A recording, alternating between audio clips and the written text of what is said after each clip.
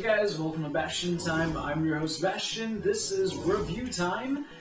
Let's get on to it. Bravely Default. Now, first of all, I did want to say I had originally planned on having a completely different kind of video today, but it's not ready yet. And also, I've been playing the heck out of Bravely Default, and I just felt like now's the perfect time to do a review of it. So I finally picked up a physical copy of the game. I went to all of the stores around here.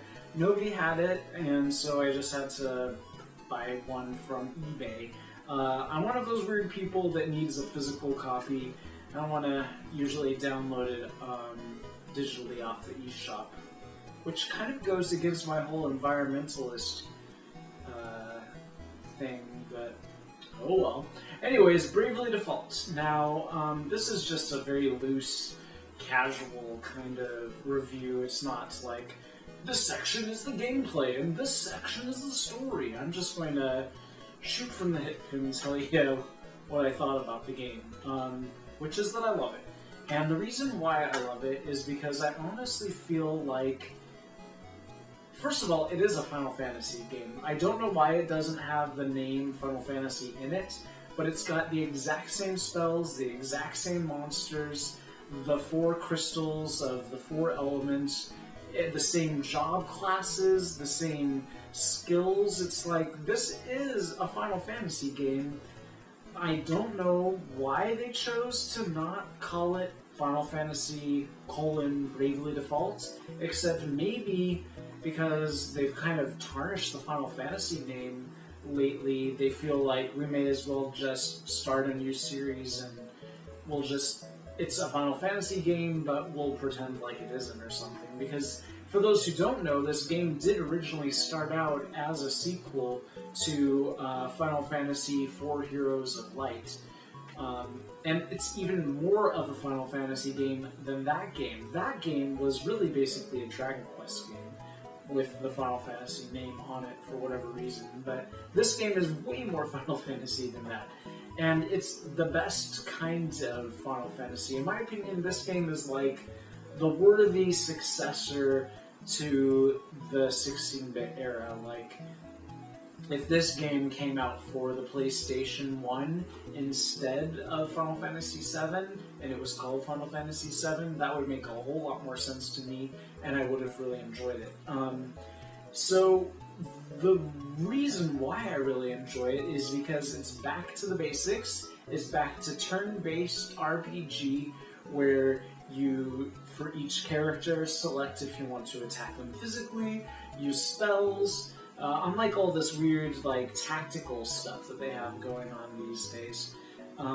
It's just much more back to the basics, and it's just, it feels so much like an old-school Final Fantasy game.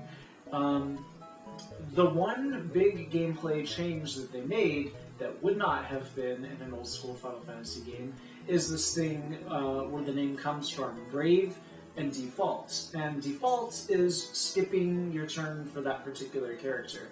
And you can default up to 4 times, or you can Brave up to 4 times.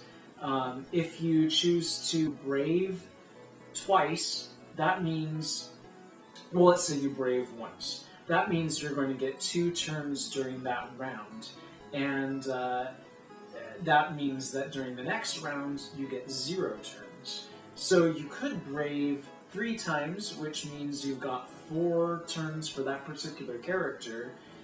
So, you know, if you're up against an enemy that's only weak against fire spells, you may as well Brave your Black Mage 3 times so you can cast, you know, Firaga, or however you pronounce it, 4 times and take down that enemy super fast. This is really useful, especially during, like, wandering the field, wandering the overworld, because you can just zip through regular level enemies really quickly by doing physical attacks with your strongest physical guy, like braving him 3 times so he gets 4 physical attacks and just wipes them all out. Really rack up the XP that way. Some ways in which it is very different from old school Final Fantasy is that it gives you a whole lot of weird options. You can turn the enemy encounter completely off if you want. Or I think maybe it's so, I didn't actually do this, but so down that they're practically never attacking you. I don't know why you would want to do that, because then you would never level up.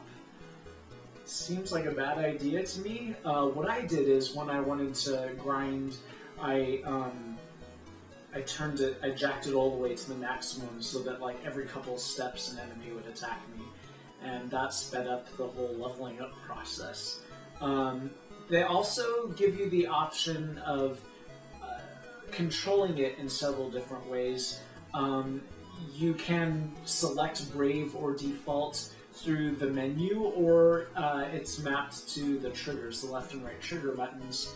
And originally something I did not like about the controls was that you move around with the circle pad, but then you're so used to moving around with that, but then once you get into battle, the circle pad is useless, and you've got to use the D-pad to scroll through and select things. Well, what I found out actually is I brave a lot, so I would just use the trigger and brave, and then use the A and B buttons to sort of select things.